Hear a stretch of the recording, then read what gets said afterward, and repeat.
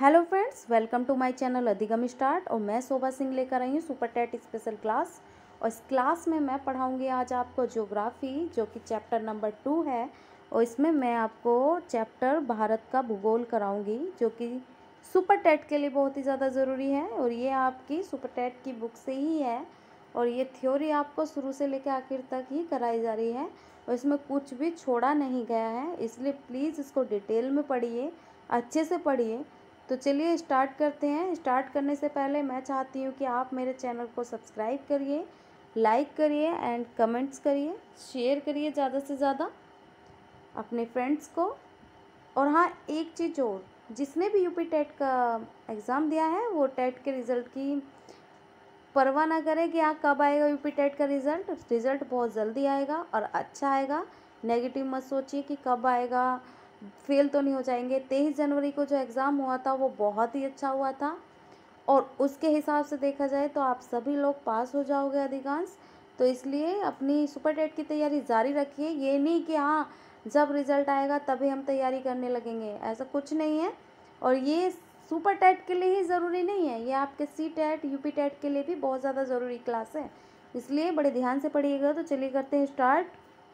Bharat Asia के दक्षिणी भाग में स्थित है। भारत एशिया के किस भाग में स्थित है? ये एशिया के दक्षिणी भाग में स्थित है। ये देखिए, आपको ये दक्षिण बिंदु, ये दक्षिणी भाग है और ये उत्तरी भाग है। तो भारत एशिया के दक्षिणी भाग में स्थित है। कर्क रेखा उत्तरी अक्षांश रेखाओं को कहा जाता है। कर्क रेखा किसको कहा जाता है? उत्तरी अक्षांश रेखाओं को कहा जाता है। जैसे कि मैंने पहले भी पढ़ाया आपको, ये हमारा पूरा ग्लोब है और इसमें ये बीच की 0 डिग्री अक्षांश रेखा है, जिसको विषुवत रेखा भी कहा जाता है। और इसका ये उत्तरी भाग है, ये इसका दक्षिणी भाग है। तो ये कर्क रेखा, ये है कर्क रेखा, और ये मकर रेखा। तो कर्क रेखा उत्तरी अक्षांश रेखाओं को कहा जाता है। अक्षांश रेखाएं ये होती हैं जो काल्पनिक रेखाएं हमारे ग्लोब पर खिंची होती हैं, और देशांतर रेखाएं ये रेखाएं होती हैं जो काल्पनिक रेखाएं होती हैं और किसी को दिखाई नहीं देती। तो कर्क रेखा जो पूर्व से लेकर पश्चिम तक खींची गई हैं, और देशांतर रेखाएं जो उत्तर से लेकर दक्षिण तक होती हैं। तो चलिए, इसकी लंबाई पूर्व से पश्चिम तक 2933 किलोमीटर है। किसकी? भारत की। भारत की लंबाई पूर्व से पश्चिम तक 2933 किलोमीटर है। ये हमारा भारत है, ये भारत का नक्शा। इसकी लंबाई पूर्व से पश्चिम तक 2933 और उत्तर से लेकर दक्षिण तक 3214 किलोमीटर है। इसकी समस्त भूमि सीमा 15200 किलोमीटर है। इसकी समस्त भूमि सीमा मीन्स क्या है? समस्त भूमि सीमा, ये पाकिस्तान अदर कंट्री है, और ये हमारे पंजाब से लगा हुआ है पाकिस्तान। पाकिस्तान कितने किलोमीटर है इस सबको? जो दूसरे अदर देशों की सीमाओं से लगा हुआ है, उसी को स्थलीय सीमा। इसकी समस्त भूमि सीमा 15200 किलोमीटर है। यानी कि इसकी सीमा अदर देशों से जो लगी है उसको काउंट किया गया है, तो इसकी समस्त भूमि सीमा 15200 किलोमीटर बताई गई है। तथा लक्षद्वीप समूह और अंडमान व निकोबार द्वीप समूह के सागर तट सहित कुल समुद्र तट, यानी कि आप समुद्री सीमा के बारे में बात की गई है। लक्षद्वीप और अंडमान व निकोबार द्वीप समूह के सागर तट सहित कुल समुद्र तट 7516.6 किलोमीटर है। भारत की भूमि का दक्षिणी छोर क्या है? कन्याकुमारी। दक्षिणतम छोर क्या है? कन्याकुमारी। और इसका उत्तरी छोर क्या है? दक्षिणी छोर कन्याकुमारी है, परंतु भारत का दक्षिणतम बिंदु इंदिरा पॉइंट ग्रेट निकोबार द्वीप में स्थित है। इसका दक्षिणतम बिंदु कौन सा है? इंदिरा पॉइंट ग्रेट निकोबार द्वीप में स्थित है। यानी कि इसका जो दक्षिणतम बिंदु कौन सा है? ये। और उत्तरी बिंदु सबसे ऊपर वाला भाग। अब पढ़िए ध्यान से।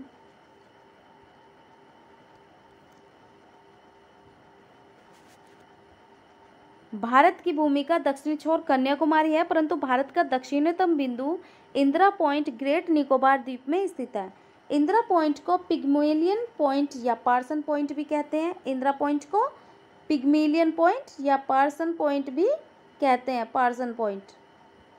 भारत का उत्तरी छोर इंदिरा कॉल, जो मैंने बताया था, जो कि जम्मू कश्मीर में, उत्तरी भाग में क्या, जम्मू कश्मीर, इंदिरा कॉल जो जम्मू कश्मीर राज्य के 8.4 डिग्री में है। भारत का सबसे दक्षिणी बिंदु इंदिरा पॉइंट है। भारत का सबसे दक्षिणी बिंदु इंदिरा पॉइंट और भारत का उत्तरी बिंदु इंदिरा कॉल।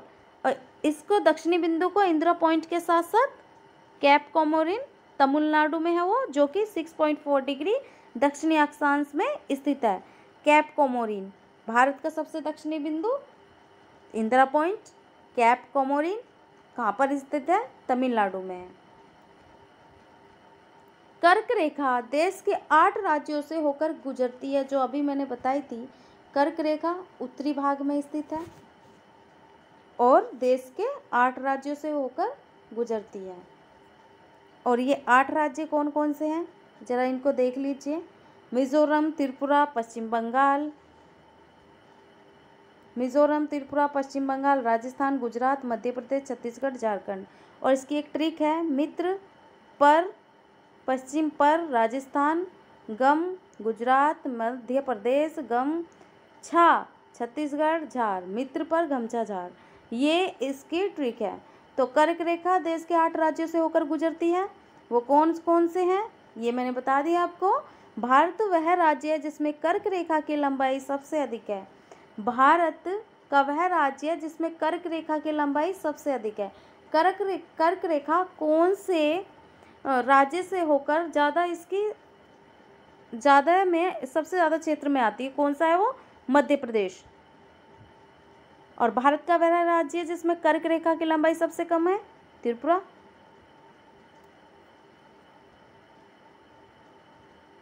देश में 82.25 डिग्री पूर्वी देशांतर रेखा के स्थानीय समय को देश का मानक समय माना जाता है।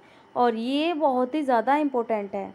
देश में 82.25 पूर्वी देशांतर के स्थानीय समय को, ये ऑप्शन में आएगा तो इसको लगाइए।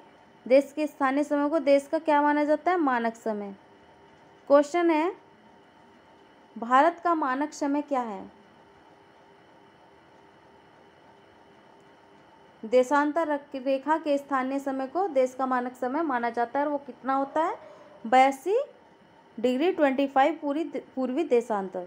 भारत के उत्तरी अक्षांश 37°6 और दक्षिणी अक्षांश 37°6 के बीच दूरी 32,214 किलोमीटर है।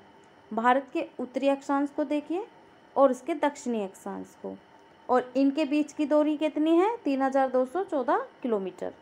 अफ्रीका एक ऐसा महाद्वीप है जिससे होकर 3 अक्षांश रेखाएं गुजरती हैं। यानी कि ये कौन कौन सी अक्षांश रेखाएं हैं, कर्क रेखा भी गुजरती है अफ्रीका से, विषुवत रेखा भी जो बीच की रेखा है, और मकर रेखा भी अफ्रीका से होकर गुजरती है। यानी कि अफ्रीका इतना बड़ा है, ये तीनों रेखाएं इससे होकर गुजर जाती हैं। ब्राज़ील एक ऐसा देश है जिससे होकर रेखा गुजरती है, कौन कौन सी, भूमध्य रेखा और मकर रेखा। ब्राज़ील से 2 रेखाएं होकर गुजरती हैं, भूमध्य रेखा और मकर रेखा। और अफ्रीका से 3 रेखाएं होकर गुजरती हैं, कर्क भी, मकर भी और विषुवत रेखा भी। नेक्स्ट देखिए, विषुवत रेखा 0 डिग्री अक्षांश रेखा पृथ्वी पर सबसे बड़ा पूर्ण वृत्त बनाती है। ये मैंने आपको पहले भी बताया था। ये रेखाएं ऐसे ऐसे हैं, इसको बड़े आपको डीपली समझना होगा। ये ऐसे ऐसे रेखाएं हैं। तो सबसे अच्छा और पूरा वृत्त कौन सी रेखा बनाती है, 0 डिग्री अक्षांश रेखा, ये बीच वाली रेखा या विषुवत रेखा कह लो। भारत का कुल क्षेत्रफल, नेक्स्ट देखिए, भारत का कुल क्षेत्रफल, अब ये क्षेत्रफल की बात हो रही है, कितना है।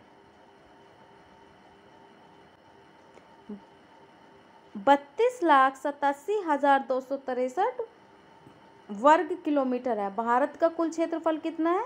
32,87,263 वर्ग किलोमीटर। और विश्व के कुल भौगोलिक क्षेत्रफल का कितना है?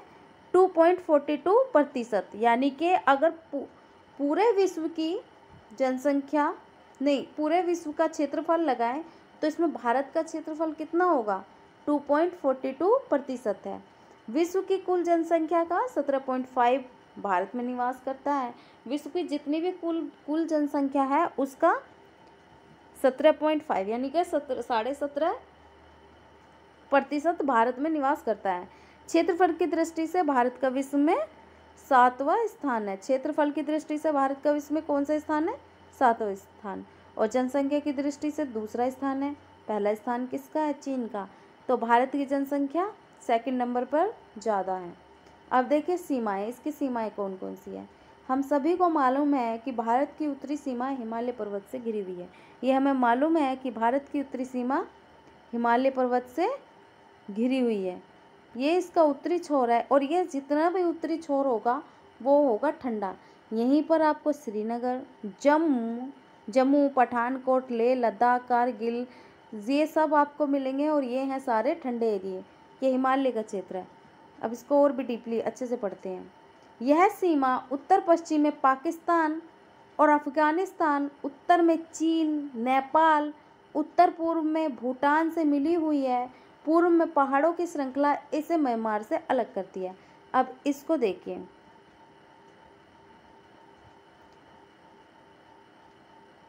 उत्तर पश्चिम में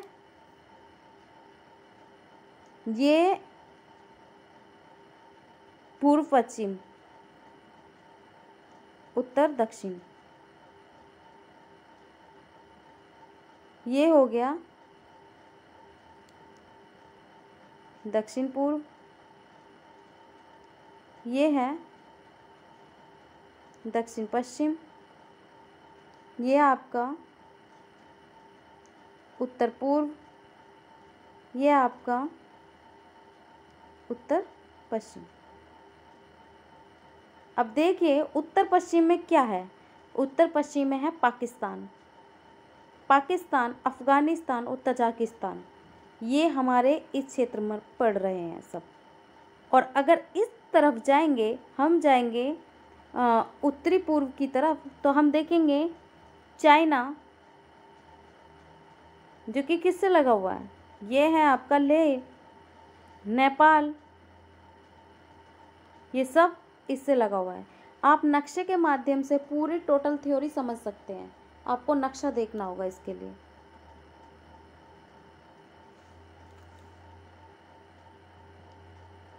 दक्षिण में एक और अरब सागर है। दक्षिण में क्या है? अरब सागर है।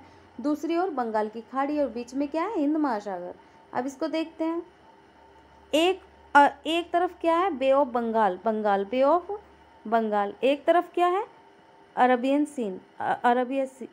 सी यानी कि अरब सागर। दूसरी तरफ है इंडियन ओशियन, यानी कि ये हो गया हमारा हिंद महासागर। बीच में क्या आ रहा है? अरब सागर। बे ऑफ बंगाल ऊपर है और सबसे नीचे क्या है? इंडियन ओशियन, यानी कि हिंद महासागर। भारत के अंडमान निकोबार द्वीप समूह बंगाल की खाड़ी में है तथा लक्षद्वीप अरब सागर में स्थित है। भारत के अंडमान निकोबार द्वीप समूह का है बंगाल की खाड़ी में। अब देखिए इनको, बंगाल की खाड़ी में कैसे हो गए ये।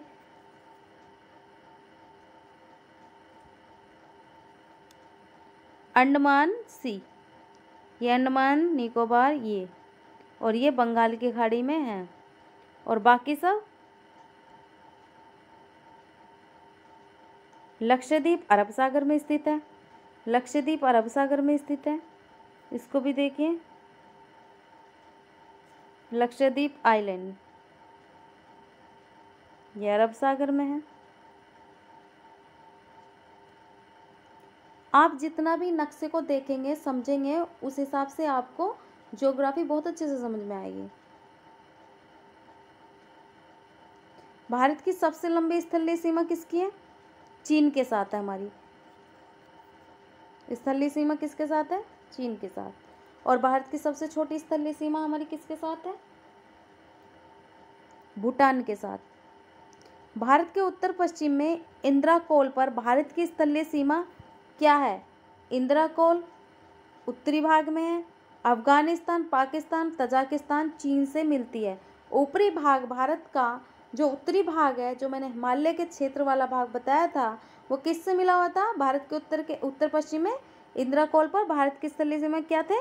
अफगानिस्तान, पाकिस्तान, तजाकिस्तान और चीन से मिलते हैं।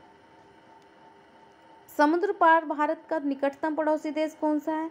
ये तो आपको सभी को मालूम है, समुद्र के पार है और सबसे निकटतम पड़ोसी देश श्रीलंका है।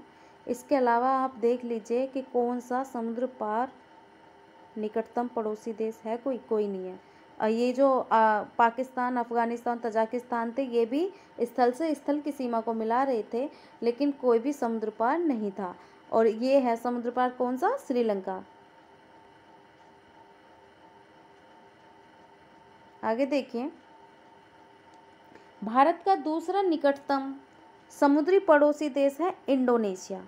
ग्रेट चैनल इंडोनेशिया के सुमात्रा द्वीप और भारत के ग्रेट निकोबार द्वीप को अलग करती है।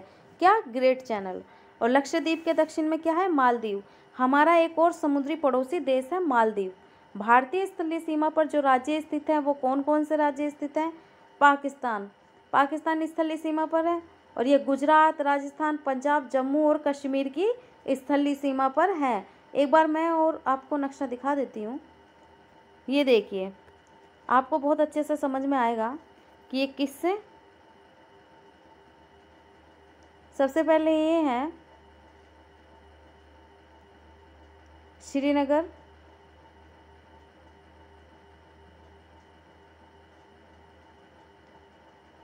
ये पूरा स्थलीय सीमा है। अमृतसर, जम्मू, लुधियाना, राजस्थान, ये बीकानेर, जैसलमेर, ये सब राजस्थान के हैं। ध्यान से देखिएगा। नेक्स्ट है अफगानिस्तान, जम्मू और कश्मीर से मिला हुआ है, ये ध्यान रखना होगा आपको। चीन, जम्मू कश्मीर, हिमाचल प्रदेश, उत्तराखंड, सिक्किम, अरुणाचल प्रदेश। नेपाल, उत्तराखंड, उत्तर प्रदेश, बिहार, पश्चिम बंगाल और सिक्किम। भूटान, सिक्किम, पश्चिम बंगाल, असम, अरुणाचल प्रदेश। बांग्लादेश, पश्चिम बंगाल, असम, मेघालय, त्रिपुरा और मिजोरम। म्यांमार, अरुणाचल प्रदेश, नागालैंड, मणिपुर, मिजोरम। भारत की भौगोलिक संरचना देखिए। ये आपको नक्शे, एक बार नक्शा देखोगे, ये नहीं कि इसको पढ़ के ही आपको समझ में आएगा, नक्शा देख के आपको बिल्कुल बहुत ही अच्छे से समझ में आ जाएगा, आपको पढ़ने की भी ज़रूरत नहीं होगी। भारत की भौगोलिक संरचना देखिए। उत्तर का पर्वतीय प्रदेश है, मैंने बताया था अभी आपको, वहाँ पर पर्वत ही पर्वत हैं, ठंडे पर्वत, जैसे कि हिमालय का। उत्तर प्रदेश में हिमालय पर्वत की श्रेणियाँ हैं जो कि 2400 किलोमीटर लंबी हैं। हिमालय पर्वत की श्रेणियाँ 2400 किलोमीटर लंबी है। भारत में असम से कश्मीर तक फैली हैं। ये फैली हुई हैं उत्तर पश्चिम में बलूचिस्तान से लेकर तिब्बत व नेपाल से होकर ये म्यांमार के अराकन योमा तक फैली हुई हैं और इनकी चौड़ाई है 240 से 320 किलोमीटर तक है। यहीं से गंगा, सिंधु और ब्रह्मपुत्र नदी भी निकलती है। यह प्रदेश कैसा है? जंगलों तथा पशुधन की दृष्टि से अच्छा है, यहाँ पर पशुओं की अधिकता है। हिमालय पर्वत एक नवीनतम पर्वत है, मैंने बताया था कभी ना ख़त्म होने वाला, और ये प्लेटों के टकराने से इसकी उत्पत्ति हुई थी और ना ही इसका खनन किया जा रहा है कि इसमें से कुछ निकाला जा रहा है, और ये बढ़ता ही जा रहा है क्योंकि ये बर्फ़ से ढका हुआ है। तो देखिए, हिमालय पर्वत नवीनतम पर्वत है और इसका निर्माण कब हुआ? अल्पाइन युग में। जब अल्पाइन युग का मतलब है गर्म दिन लंबे और सर्दी के दिन इसमें छोटे हुआ करते थे। हिमालय में सागरीय जीव अवशेष पाए गए हैं। हिमालय में सागरीय जीव अवशेष इसीलिए पाए गए हैं क्योंकि इसकी उत्पत्ति मानी जाती है कि जहाँ पर ये अभी है वहाँ पर तैतीस सागर माना जाता था। तो जीव अवशेष पाए जाते हैं, इसके समुद्र से उत्पत्ति का प्रमाण माना जाता है। हिमालय की औसत ऊंचाई कितनी है? 8,848 मीटर है। हिमालय विश्व की सबसे ऊंची चोटी माउंट एवरेस्ट को भी कई नामों से जाना जाता है। हिमालय की सबसे ऊंची चोटी और विश्व की सबसे ऊंची चोटी कौन सी मानी जाती है? Mount Everest. और इसको कई नामों से जाना जाता है, जैसे कि नेपाल में इसको बोला जाता है सागरमत्था, नेपाल में सागरमत्था, संस्कृत में देवगिरी, तिब्बती में चोमोलागमा, या चीन वाले लोग इसको क्या बोलते हैं, चीन के लोग चोमोलागमा, पर्वतों की रानी कहते हैं। हिमालय पर्वत की एक चोटी का नाम क्या है, बंदरपूछ, और ये चोटी उत्तराखंड के उत्तरकाशी जिले में स्थित है, परंतु इस पर कुछ विश्व की ऊंची चोटियां भी मिली हैं जिनकी ऊंचाई है, जैसे कि नेपाल में है। नेपाल में मैंने अभी बताया था कि नेपाल से लेकर ही उत्तराखंड सिक्किम तक फैला हुआ हिमालय पर्वत। नेपाल में जो है मकालू, नेपाल में जो पड़ती है मकालू, एवरेस्ट, मसाला, धौलागिरी, अन्नपूर्णा, और उत्तराखंड में है नंदा देवी, बद्रीनाथ, केदारनाथ, सिक्किम में कंचनजंगा। तो देखिए अब इसको, और हिमालय बर्फ़ से ढका रहता है इसलिए इसे हिमाद्री भी कहा जाता है। हिमालय बर्फ़ से ढका रहता है इसलिए इसको हिमाद्री भी कहा जाता है। सबसे महत्वपूर्ण चोटी कौन सी है, कंचनजंगा, जो नेपाल और सिक्किम के बॉर्डर पर है। हिमालय की सबसे महत्वपूर्ण चोटी कौन सी है, कंचनजंगा, जो कि कहाँ स्थित है, नेपाल और सिक्किम के बॉर्डर पर। और विश्व की सबसे ऊंची चोटी माउंट एवरेस्ट, मैंने अभी बताया था। सब विश्व की सबसे ऊंची चोटी और हिमालय की सबसे ऊंची चोटी माउंट एवरेस्ट है। दूसरी सबसे ऊंची चोटी कौन सी है, केटू, गोडविन, ऑस्टिन, और तीसरी सबसे ऊंची चोटी कंचनजंगा, जिसकी ऊंचाई है 8,598 मीटर। अब इनको बड़े डिटेल में बताती हूँ आपको, जैसे कि एवरेस्ट पर्वत शिखर, इसकी ऊंचाई 8,848 metre, Godwin, Austen, K two, Karakoram पर्वत, ये 8,611 metre, Kanchenjunga 8,598 metre, Makalu 8,481 metre, Dhaulagiri 8,172 metre, Annapurna 8,078 metre, Nanda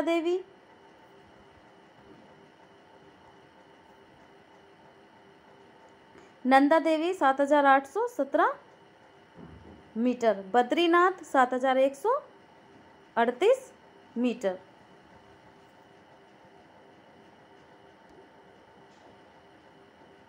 अब देखिए सतलज, गंगा तथा ब्रह्मपुत्र का महत्व। हिमालय की तलहटी वाले भूभाग को भाबर और तराई कहा जाता है।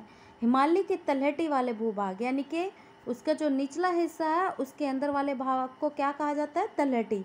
उसके भूभाग को भाबर और तराई कहा जाता है। भाबर किसको कहा जाता है, जहाँ नदियों द्वारा लाई गई कंकर से भरी गई बलुई मिट्टी, इसमें कंकर पत्थर होते हैं, कंकरीली होती है, ये बलुई मिट्टी कंकर पत्थर होते हैं, उसे भाबर कहते हैं। भाबर में छोटे छोटे जलधाराएं खत्म हो जाती हैं। तराई, भाबर के बाद कोमल चिकनी मिट्टी को क्या कहा जाता है, तराई कहा जाता है। तराई मिट्टी कौन सी होती है, चिकनी और कोमल।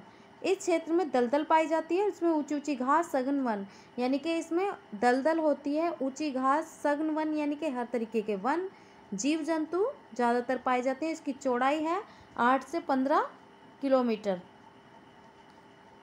कृषि फसल के लिए अनुपयोगी होती है। तराई कोमल व चिकनी मिट्टी होती है, इस क्षेत्र में दलदल होती है। देखिए रिपीट हो गया। नेक्स्ट देखिए बांगर, पुराने जलोढ़ों से बनती है लेकिन यहाँ बाढ़ का जल नहीं पहुँच पाता। इसमें कैल्शियम की अधिकता पाई जाती है, यह भूमि उपजाऊ नहीं होती। जलोढ़ क्या है, जलोढ़ यानी कि जो पानी बहकर आता है और वो अपने साथ बहुत सारे कंकर पत्थर ले आता है और एक जगह इकट्ठा हो जाता है, तो बांगर कहते हैं। पुराने जलोढ़ों से बनती है ये मिट्टी, यहाँ बाढ़ का जल नहीं पहुँच पाता और इसमें कैल्शियम की अधिकता पाई जाती है, जिसके कारण मिट्टी हो जाती है अनुपजाऊ, यानी कि उपजाऊ नहीं होती। यह पंजाब उत्तर प्रदेश में पाई जाती है ज़्यादातर। पंजाब में बांगर को कहा जाता है घाया, क्या कहा जाता है, घाया। फिर है खादर, पूर्वी उत्तर प्रदेश, बिहार व पश्चिम बंगाल में खादर ज़्यादातर है। खादर उस भाग को कहा जाता है जहाँ प्रतिवर्ष नदियों की बाढ़ का पानी पहुँचता रहता है और उस भाग की मिट्टी सदैव उपजाऊ बनी रहती है, नवीन रहती है। मिट्टी की नवीनता के कारण भूमि को उपजाऊ शक्ति निरंतर बढ़ती रहती है, यानी कि इसकी उपजाऊ शक्ति बढ़ती रहती है। किस कारण, वर्षा के पानी के कारण। खादर के भूभाग की विशेषता है कि यह मिट्टी सदैव पोषक तत्वों से भरपूर रहती है। हिमालय के प्रमुख दर्रे कौन कौन से हैं। अब देखिए हिमालय के दर्रे किनको कहते हैं, जो पहाड़ियाँ होती हैं, पहाड़ियों के बीच में जो रास्ते होते हैं छोटे छोटे, उनको दर्रा कहा जाता है। सबसे पहले देखिए बुर्जिल, जम्मू कश्मीर में इसका मार्ग कासर मध्य एशिया, यानी कि ये बुर्जिल है, बुर्जिल दर्रा कहाँ है, जम्मू कश्मीर में, और इसका मार्ग किसको जाता है, मार्ग जाता है कासगर और मध्य एशिया को। फिर है जोजिला दर्रा, ये भी जम्मू कश्मीर में स्थित है, ये श्रीनगर और यहाँ के मार्ग को जोड़ता है, श्रीनगर के मार्ग को जोड़ता है।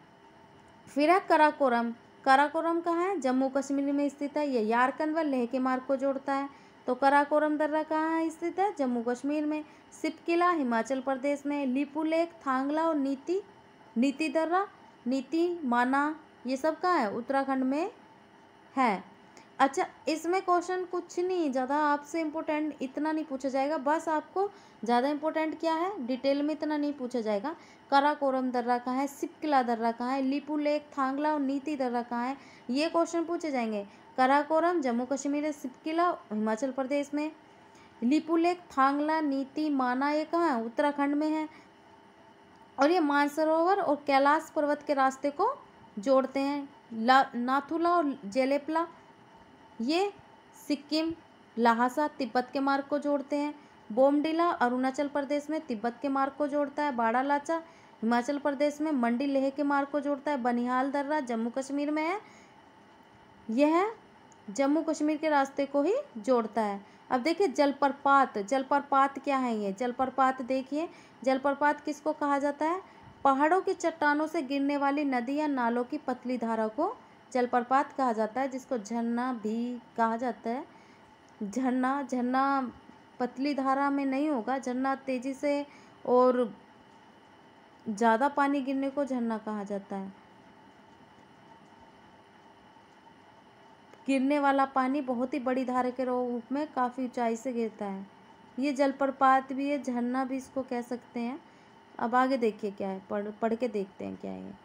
पहाड़ों की चट्टानों से गिरने वाली नदी या नालों की पतली धारा को जलप्रपात कहा जाता है, और गिरने वाली पानी बहुत ही बड़ी धारा के रूप में काफ़ी ऊंचाई से गिरता है, जिसे महाजलप्रपात कहा जाता है। छोटी जलधारा जलप्रपात और बड़ी जलधारा महाजलप्रपात।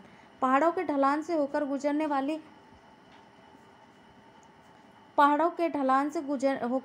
वाली पानी की धाराएं भी जलप्रपात होती हैं।